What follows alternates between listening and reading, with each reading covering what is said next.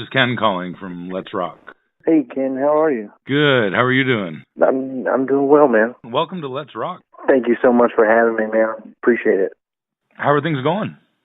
Things are going excellent. We just finished recording a full-length album, so pretty excited. We released a single that's already out now, and we're ready just to hit the road running.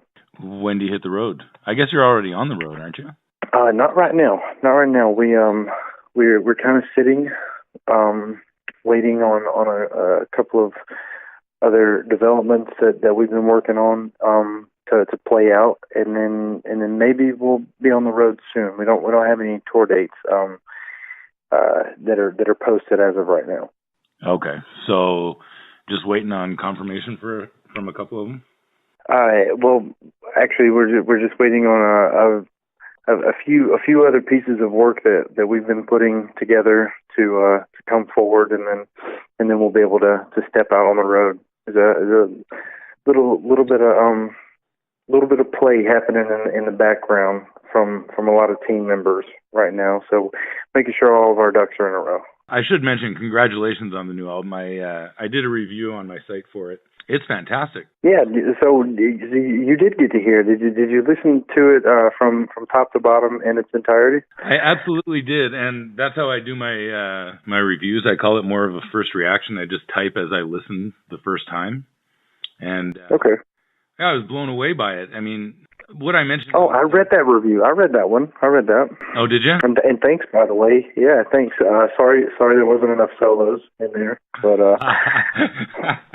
Yeah, well, I'm old school. I like my guitar solos, but it didn't take away from the album at all. That's just my own personal thing. But the thing that I really liked about it was that it is really heavy but accessible, I guess is the word, without sounding too heavy for everybody to listen to. That's tough to do. Yeah, we keep it hard rock. We keep it hard rock. That's kind of something that we just personally enjoy. It's fun. And I'll tell you what, it brings out a lot more to a live atmosphere.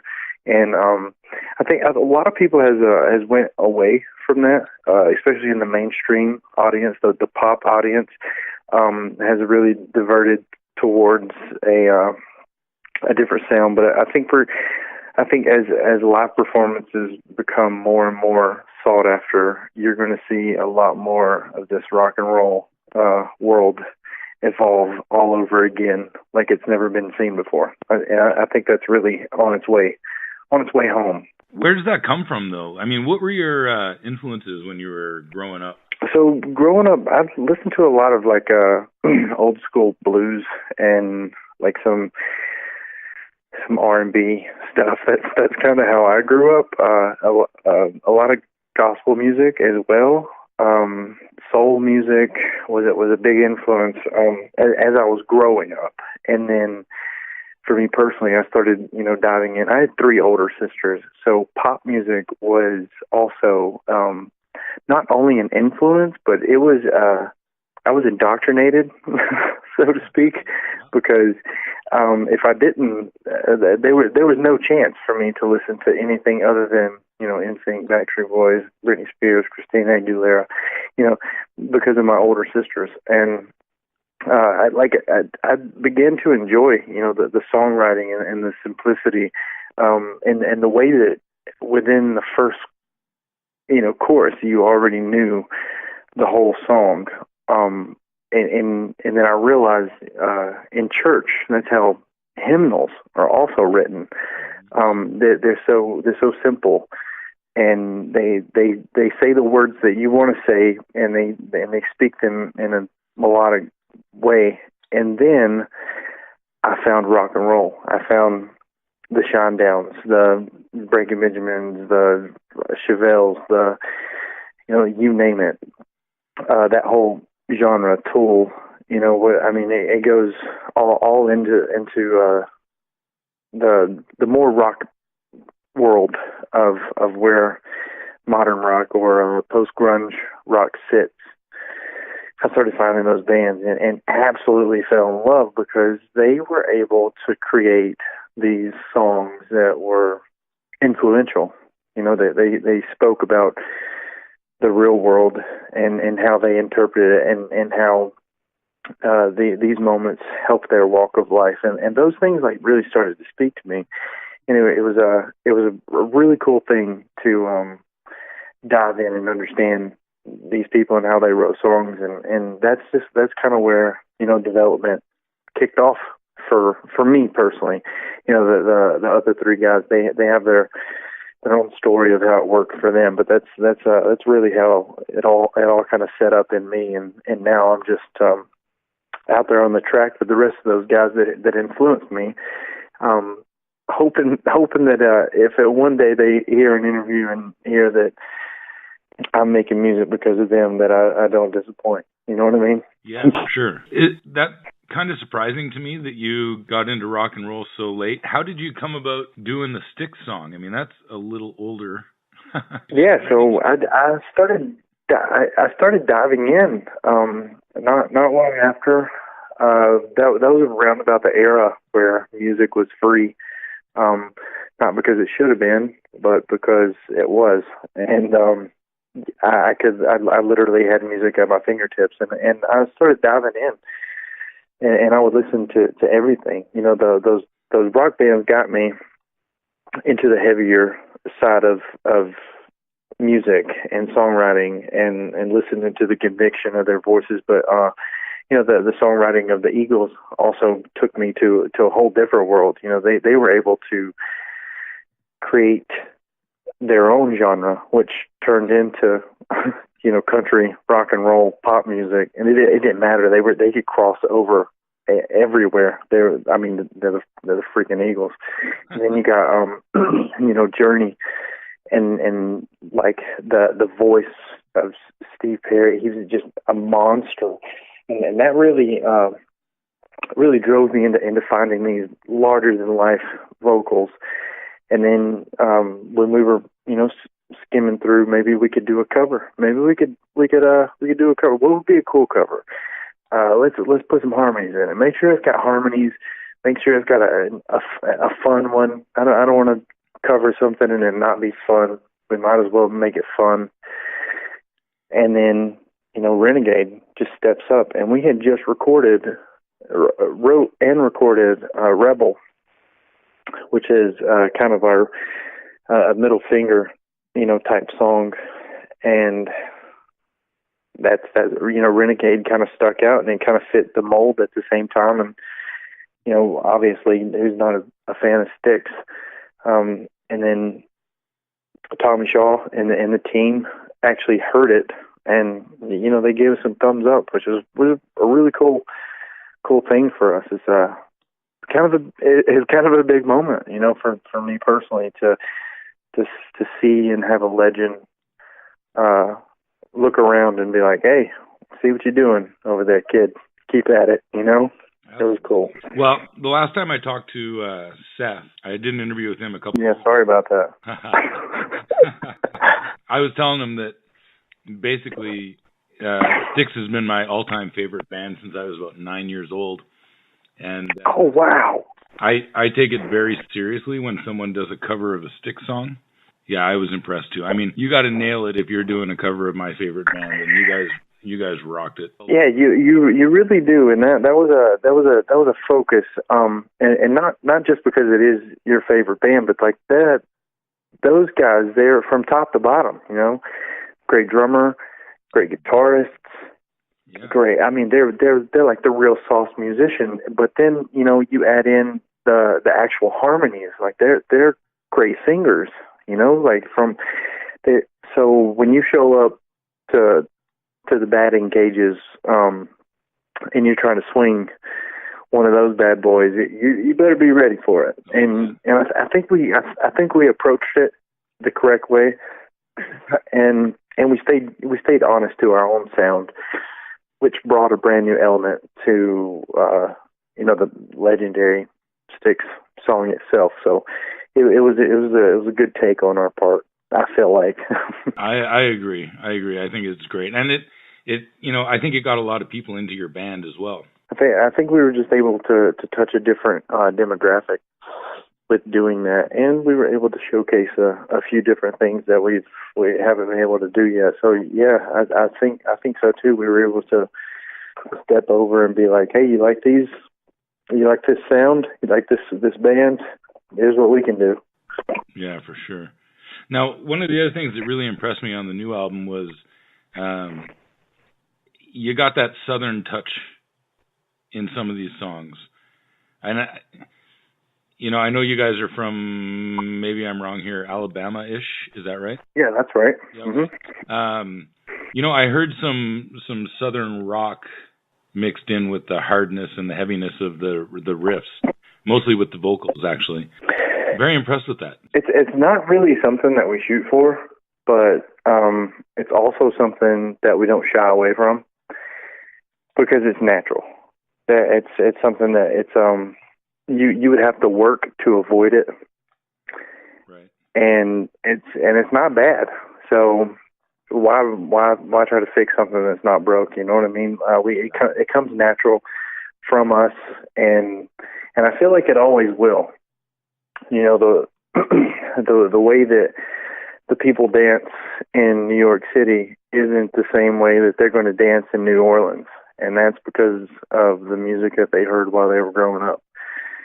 And that particular idea is going to be the same way, with Shallow Side. It's just going to be something that we create because that's who we are and that's where we came from.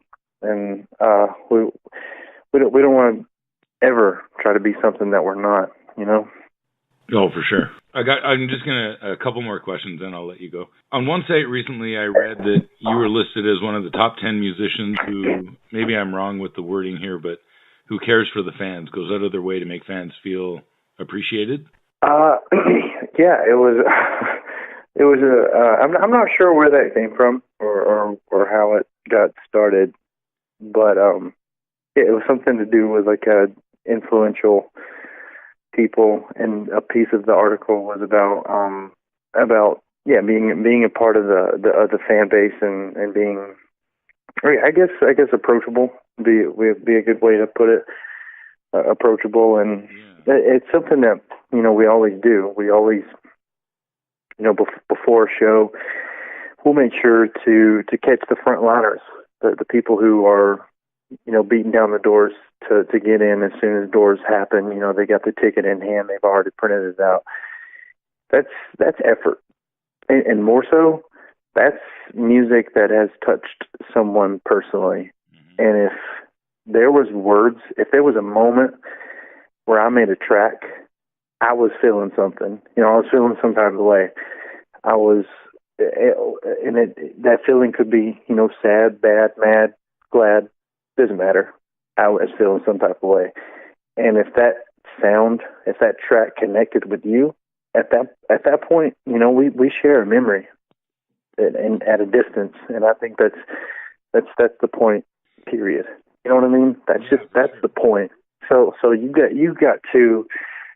It's our responsibility as an artist to see that, notice that, recognize that, and be like, hey, we went through that together.